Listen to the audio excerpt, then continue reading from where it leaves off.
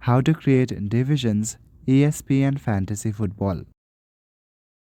Firstly, if you haven't already, then install the ESPN Fantasy app from the App Store or Play Store. Once installed, open the app and make sure you have logged in or sign in to your account.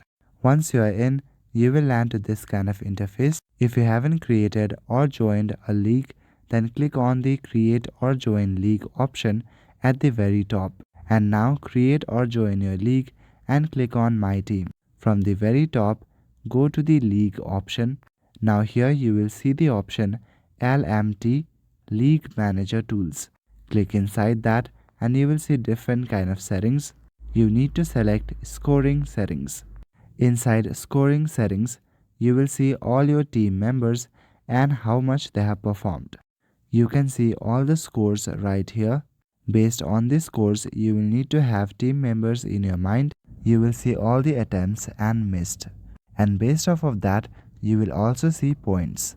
If you want to turn on or include anything, simply click on the switch icon on the right section.